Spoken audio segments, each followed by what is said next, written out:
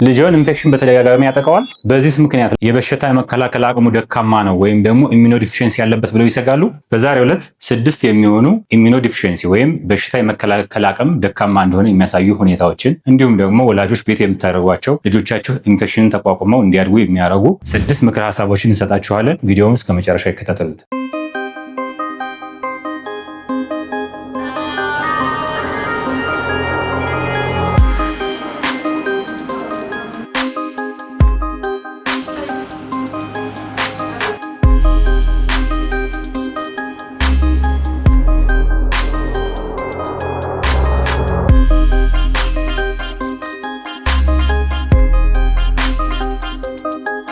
ህፃናት በተደጋጋሚ በኢንፌክሽን መያዝ ወላጆች ብዙ ጊዜ ከሚጠይቋቸው ጥያቄዎች አንዱ ነው። ብዙ ወላጆችም ደግሞ ልጃችን የበሽታ መከላከል አቅሙ ወይም ኢሚኖዲፊሽንሲ ይኖርበት ይሆን እያሉ ይሰጋሉ። ታዲያ በዛሬው ዕለት ዋርኒንግ ሳይንስ ወይም የማስጠንቀቂያ ምልክቶች ከማየታችን በፊት ህፃናት በተደጋጋሚ ኢንፌክሽን ቢይዛቸውም ነገር ግን የማያሳስቡ ሁኔታዎች ምንድናቸው የሚሉትን 5 የሚሆኑ ምልክቶችን እናያለን። ስለዚህ ህፃናት ምንም እንኳ በተደጋጋሚ ኢንፌክሽን ቢይዛቸውም የማያሳስቡ ሁኔታዎች ምንድናቸው? የመጀመሪያው ህፃናት በተደጋጋሚ መታመማቸው በእድሜያቸው ምክንያት ነው። ይህም ማለት ልክ እንደ እድሜያቸው ሁሉ በሽታ የመከላከል አቅማቸው ለጋ ስለሆነና እየዳበረ ስለሚሄድ በተደጋጋሚ በቫይረስና በባክቴሪያ እየተያዙ ከበሽታው እየተሻላቸው በሚያገግሙ ጊዜ በሽታው የመከላከል አንቲቦዲስ ወይም ጸረ እንግዳ አካላትን ስለሚያከማቹ በሽታ የመቋቋም አቅማቸው እየጨመረ ይሄዳል ማለት ነው። ስለዚህ ህፃናት በተለይም ከ5 ዓመት በታች ያሉ ህፃናት በተደጋጋሚ በኢንፌክሽን መያዛቸው በሽታ የመከላከል ስርዓታቸው ወይም ኢሚዩን ሲስተም ገና እያደገ በመሆኑ እንጂ ኢሚኖዲፊሽንሲ ስላልባቸው አይደለም ማለት ነው። ሁለተኛውና የማያሳስብ ተደጋጋሚ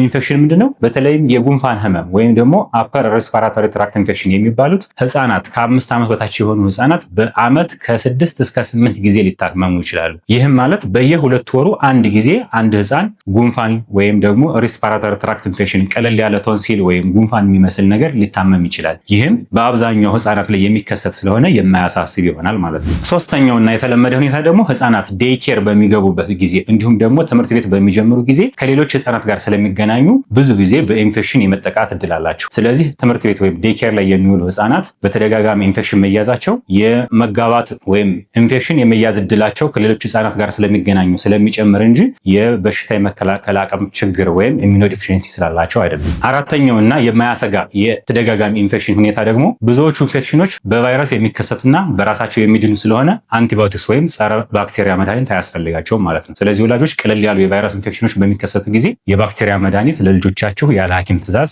መስጠት የለባችሁም ማለት ነው። አምስተኛውና ህፃናት ምንም እንኳ በተደጋጋሚ ኢንፌክሽን ቢይዛቸውም የማያሳስበው ሁኔታ ደግሞ ህፃናት እድገታቸው ሰላም ከሆነ ኢንፌክሽኑ ቢደጋገምም ለምሳሌ ጉንፋን በአመት እስከ 6 ጊዜ አንድ ህፃን ሊይዘው ይችላል ብለናል። ነገር ግን በጉንፋኑ መካከል በሰላም የሚያድግ፣ በሰላም የሚጫወት፣ በሰላም የሚመገብ ከሆነ ይህም ኢንፌክሽኑን አሳሳቢ አያደርገውም ማለት ነው። ታዲያ ወላጆች ሊያሳስባቸው የሚገባ የተደጋጋሚ ኢንፌክሽን አደገኛ ምልክቶች ወይም ኢሚኖዲፊሽንሲ የሚያሳዩ ሁኔታዎች ምንድን ናቸው? ወደ 6 የሚሆኑትን እናያለን። የመጀመሪያው ዋርኒንግ ሳይን ወይም አሳሳቢ ምልክት የክብደት መቀነስ ወይም ደግሞ ደካማ የሆነ ወይም የማይጠበቅ እድገት ደረጃ ወይም ፑር ግሮዝ እና ፑር ዌይት ጌን የምንለው ማለት ነው። አንድ ህፃን ተደጋጋሚ ኢንፌክሽን ከመያዙም በተጨማሪ ኪሎ በትክክል እየጨመረ ካልሆነ ወይም ሲግኒፊካንት የሆነ ወይም ደግሞ ጉልህ የሆነ የኪሎ መቀነስ ካለው እድገቱ ደግሞ ወደኋላ የመቅረት ነገር ካለ ከሚያሳስቡ ሁኔታዎች አንዱ ነው ማለት ነው። ሁለተኛው ተደጋጋሚ ኢንፌክሽን አሳሳቢ የሚያደርገውና ኢሚኖዲፊሽንሲ ወይም በሽታ የመከላከል ስርዓት ችግር እንዳለ የሚያሳየው ደግሞ ከባድና ያልተለመደ ኢንፌክሽን ከተከሰተ ለምሳሌ ተደጋጋሚ የሆነ ማጅራት ገትር፣ ተደጋጋሚ የሆነ የደም ውስጥ ኢንፌክሽን ወይም ደግሞ ብለድ ስትሪም ኢንፌክሽን የምንለው፣ ተደጋጋሚ የሆነ የሽንት ቱቦ ኢንፌክሽን ሊሆን ይችላል። ተደጋጋሚ የሆነ ከባድ የቆዳ ኢንፌክሽን ለምሳሌ ዲፕ ስኪን አብሰስ የምንለው ወይም ቆዳ ውስጥ የተጠራቀመ ወይም የተዛመተና መግል እስከ መቋጠር ድረስ የሚደርስ ተደጋጋሚ ኢንፌክሽን ካለ፣ ከዚህም በተጨማሪ ደግሞ ተደጋጋሚ የሆነ የሳምባ ምች ካለ እነዚህ ኢንፌክሽኖች ልጁ የኢሚኖዲፊሽንሲ እንዳለው ሊያሳዩ ይችላሉ ማለት ነው። ሶስተኛውና አንድን ኢንፌክሽን አሳሳቢ የሚያደርገው ደግሞ በተደጋጋሚ የሚከሰት ከባድ ከመሆኑም በተጨማሪ በስታንዳርድ ቴራፒ ወይም በተለመደው ሕክምና የማይሻሻል ከሆነ ለምሳሌ አንድ ህፃን ልጅ ኒሞኒያ ቢያመው እና ቀለል ያለ ኒሞኒያ ከሆነ አልጋ ሳይዝ በአሞክሲሲሊን ለ7 ቀን ታክሞ ሊሻለው ይችላል። ነገር ግን የሳምባ ምቹ በተደጋጋሚ እየተከሰተ በደም ስር የሚሰጡ መድኃኒቶችም ከዚህ በፊት የሚሰጡ ወይም ፈርስት ላይን ኦፍ አንቲባዮቲክስ የሚባሉት እየተሰጠው ህፃኑ የማይሻለውና ለረዥም ጊዜ የሚታከም ከሆነ ይህም ህፃኑ በሽታ የመከላከል አቅሙ ደካማ እንደሆነ ወይም ኢሚኖዲፊሽንሲ እንዳለው የሚያሳይ ይሆናል ማለት ነው። አራተኛውና የአሳሳቢ አሳሳቢ ተደጋጋሚ ኢንፌክሽን ባህሪ ደግሞ የአፍ ውስጥ ቁስለት ወይም ደግሞ ኦራል ትረሽ የምንለው ወይም የአፍ ውስጥ የፈንገስ ኢንፌክሽን፣ በተደጋጋሚ የሚከሰት የአፍ ውስጥ የፈንገስ ኢንፌክሽን። ይህም ማለት እንግዲህ ህፃናት በተለይ እንደተወለዱ እስከ 1 ወር ድረስ የአፍ ውስጥ ፈንገስ ወይም ኦራል ትረሽ ሊኖራቸው ይችላል። ነገር ግን ከዛ አልፎ ከ1 ወር በኋላ በተደጋጋሚ የሚከሰትና ቶሎ የማይጠፋ የአፍ ውስጥ ቁስለት ወይም ደግሞ ኦራል ትረሽ ካለ ኢሚኖሰፕሬሽን ወይም ደግሞ ኢሚኖዲፊሽንሲ ስቴት ወይም ደግሞ በሽታ የመከላከል አቅም ችግር እንዳለ ስለሚያሳይ ይህም ከዋርኒንግ ሳይንስ ወይም ደግሞ አሳሳቢ ምልክቶች እንደ አንዱ ይወሰዳል ማለት ነው። አምስተኛውና አሳሳቢ የሆነ ተደጋጋሚ ኢንፌክሽን ባህሪ ደግሞ በቤተሰብ ውስጥ በሽታ የመቋቋም ችግር ወይም ደግሞ ፕራይመሪ ኢሚኖዲፊሽንሲ። ይህም ማለት ተፈጥሯዊ የሆነ ወይም በዘር የሚተላለፍ በሽታን የመከላከል አቅም ችግር ወይም ፕራይመሪ ኢሚኖዲፊሽንሲ የምንለው ካለ ለምሳሌ በአባት ካለ ወደ ልጅ ሊተላለፍ ይችላል፣ በእናት በኩልም ካለ ወደ ልጆች ሊተላለፍ ይችላል ማለት ነው። ስለዚህ በቤተሰብ ውስጥ ኢሚኖዲፊሽንሲ ወይም ደግሞ የበሽታ የመከላከል አቅም ችግርን የሚጠቁሙ ነገሮች ካሉ ወደ ልጆችም ሊጋባ ወይም ሊወረስ ስለሚችል አሳሳቢ ሁኔታ ይፈጥራል ማለት ነው። ስድስተኛውና በመጨረሻ የምናየው አሳሳቢ የሆነ ወይም የተደጋጋሚ ኢንፌክሽን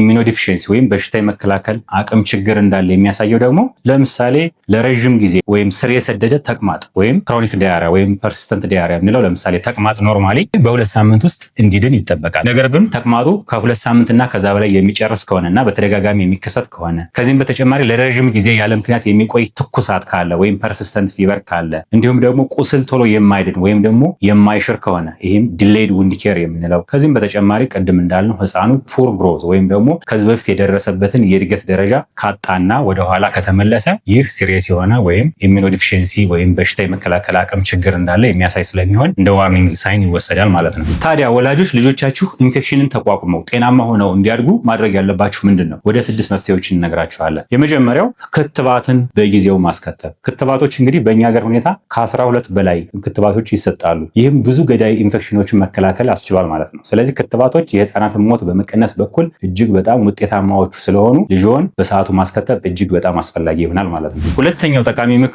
ለወላጆች አመጋገብ ነው። ፍራፍሬና አትክልት እንዲሁም ጥራጥሬዎችን ያካተተ የተመጣጠነ ምግብ መስጠት ለህፃናት ጤናማ እድገትና በሽታን ተቋቁመው እንዲያድጉ በጣም አስፈላጊ ነው። ሶስተኛው መፍትሄ ደግሞ ጤናማ እንቅልፍ ነው። ህፃናት እንግዲህ እንደየእድሜያቸው የተለያየ ሰዓት ሊተኙ ይችላሉ። ስለዚህ ሁሉም ህፃን በማንኛውም ሰዓት በቂ እንቅልፍ እንዲያገኝ ማድረግ ለበሽታ መከላከል አቅም መጠንከር እጅግ በጣም አስፈላጊ ነው። ስለዚህ ወላጆች በተገቢ ሁኔታ ልጆቻቸው በቂ እንቅልፍ እንዲያገኙ ማድረግ አስፈላጊ ነው ማለት ነው። አራተኛው ምክር ለወላጆች ንጽህና ነው። በተለይም የእጅ ንጽህና። እንግዲህ የእጅ ንጽህና መጓደል ብዙ ኢንፌክሽኖች እንዲዛመቱ ከሚያደርጉ ሁኔታዎች ቀዳሚዎቹ ናቸው። ስለዚህ ወላጆች ምግብ በምታዘጋጁ ጊዜና በምትመግቡ ጊዜ የእጅ ንጽህና ያስፈልጋል። ከዚህም በተጨማሪ ልጆቻችሁ የእጅ ንጽህናቸውን እንዲጠብቁ ማስተማር በጣም አስፈላጊ ነው ማለት ነው። አምስተኛው ወሳኝ ምክር ለወላጆች የጸረ ባክቴሪያ መድኃኒት ወይም አንቲባዮቲክስ ያለ ሐኪም ትዕዛዝ በፍጹም አትስጡ። ብዙዎቹ ኢንፌክሽኖች እንግዲህ የሚከሰቱት በቫይረስ ምክንያትና በራሳቸው የሚድኑ ስለሆነ ሐኪም ሳያረጋግጥ ጸረ ባክቴሪያ መድኃኒት ወይም አንቲባዮቲክስ መስጠት በፍጹም አይመከርም። ስለዚህ ይህን በማድረጋችሁ ልጃችሁ